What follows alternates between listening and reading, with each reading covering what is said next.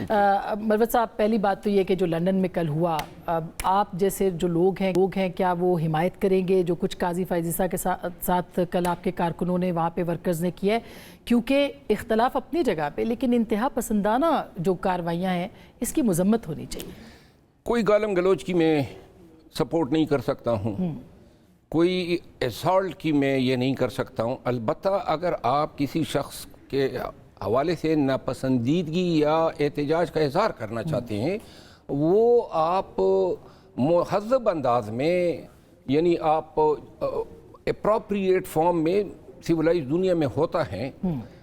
البتہ میں یہ اس حد تک اپنے ورکرز کو سپورٹ کروں گا کہ فائز عیسیٰ نے جو عدلیہ کے ساتھ کیا، پی ٹی آئی کے ساتھ کیا، جو اپنے منصب اور اپنے اختیارات کا ناجائز استعمال کیا، پاکستان کی تاریخ میں نہ ایسا چیف جسٹس پیدا ہوا ہے نہ دنیا کی تاریخ میں، اور یہ اس کا حشر دیکھ کے شاید دیگر لوگ جو ہیں یہ سوچنے پہ مجبور ہو جائے کہ ہمیں اقتدار یا کرسی پہ بیٹھے وقت یہ ضرور سوچنا چاہیے کہ کئی ہمارے عوامل جو ہیں آنے والے وقت میں ہمیں ایسے حالات سے ہم کنار یا دو چار۔ اس کا مطلب یہ بھی لیا جا رہا ہے کہ پھر جو نئے چیف جسٹس ہیں آپ ان کے اوپر بھی دباؤ بڑھا رہے ہیں کہ وہ پاکستان تحریک انصاف کی حمایت میں فیصلے کریں، یا جو نیا جو بھی اسٹیبلشمنٹ ہے یا دیگر لوگ ہیں ان کے اوپر بھی؟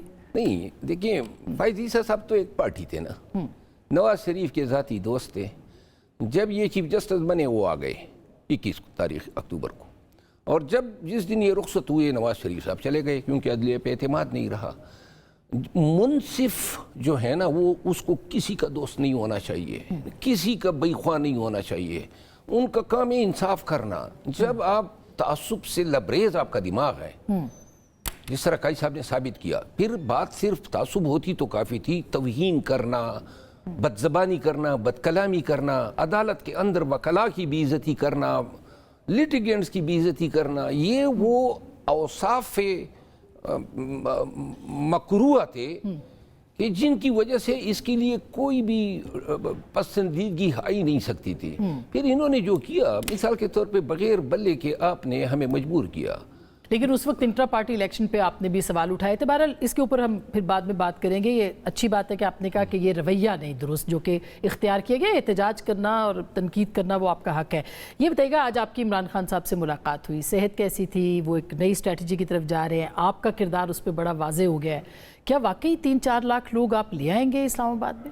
جی، خان صاحب کو میں نے جو آج مشورہ دیا، اور یہی بات میں میڈیا پہ بھی کہتا آیا ہوں کہ میں احتجاج کی اسٹریٹجی سے مطمئن نہیں تھا، اور بیماری کی وجہ سے میں پھر بعد میں اس کا حصہ بھی نہیں بن سکا۔ ادروائز بھی شاید میں ذرا تھوڑا سا سائیڈ لائن بھی تھا، تو اس وجہ سے انہوں نے بھی کوئی ہمیں پارٹی نے دعوت نہیں دی تھی۔ میں نے خان صاحب کو یہ پروپوز کیا کہ یہ جو احتجاج ہوئے ہیں یا جلسے، یہ تو لعنتی جا رہے، کوئی ان کا امیڈیٹ بھی ہمیں کوئی فائدہ نہیں ہوتا نظر آیا۔ دوسری بات یہ ہے کہ احتجاج جو ہیں اب ایک حتمی ہونی چاہیے، ایک ایسا احتجاج ہونا چاہیے جس احتجاج کے حوالے سے ہمیں یہ کنفرم ہو کہ پاکستانی نکلیں گے، صرف پی ٹی آئی تک محدود نہیں رکھنا چاہیے، کیونکہ یہ کاز ہم جو لڑ رہے ہیں وہ پورے پاکستان کا ہے۔ تو احتجاج کمیٹی کی تجویز سے انہوں نے اتفاق کیا، اور اس حوالے سے شاید میڈیا پہ مجھے علم نہیں ہے کہ سلمانہ خان راجہ صاحب بولے ہیں یا نہیں، ابھی تک نہیں ان کا کوئی بیان آیا، مگر کمیٹی بن گئی آپ کے خیال میں جو کہ احتجاج کرے گی، اور یہ حتمی احتجاج ہوگا خان صاحب کی رہائی کے لیے؟ خان صاحب کی رہائی کے لیے احتجاج ہوگا، اور احتجاج تبھی ختم ہوگا جب خان رہا ہوگا۔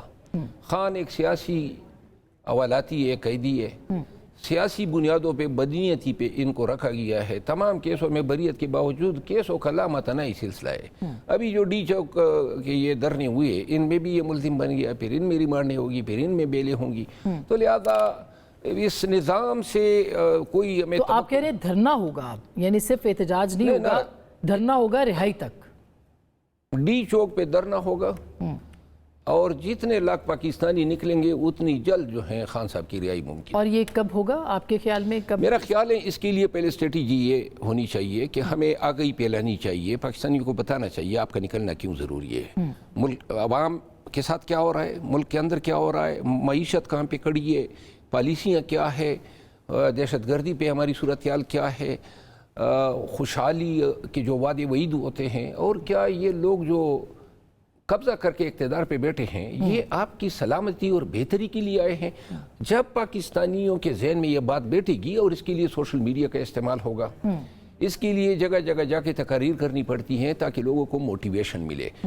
ہم نے عجلت میں اسلام آباد، پنڈی، لاہور اور سوابی اور یہ دھرنے 7 دنوں کے اندر نہ ہم نے کوئی پیغام رسانی کی، عوام تک بتایا کہ آپ کا ہمارے ساتھ نکلنا کیوں ضروری ہے. تو لہذا یہ اسٹریٹجی ہونے کے بعد لوگ جب قائل ہوں گے تو تب ہی ہم نے اس میں. لیکن بہت سے لوگ کہہ رہے ہیں نومبر میں شاید ان کی رہائی ممکن ہو سقتی ہے. اس سے پہلے اگر آپ یہ کہہ رہے ہیں تو یہ بھی ایک دباؤ بڑھانے کا بھی کوئی رہائی ہمیں نظر نہیں آ رہی. ابھی تو 10 دن ان کو قید تنہائی میں ایک چھوٹے سے چکی میں ڈالا، اور خان صاحب کبھی انہوں نے شکایت نہیں کی کہ میرے ساتھ زیادتی ہوئی ہے، میرے ساتھ یہ ہوا ہے. انہوں نے کہا نہ مجھے سائیکل دیا گیا جو ورزش کے لیے، نہ وہ کھانا دیا گیا جو یہ اپنے پیسے سے بنواتے ہیں، اور جو ظلم کیا ہے نا وہ یہ ہے کہ کتابیں نہیں دی گئی، اور اس سیل میں گٹھا ٹھوپ اندھیرا بنایا رکھا.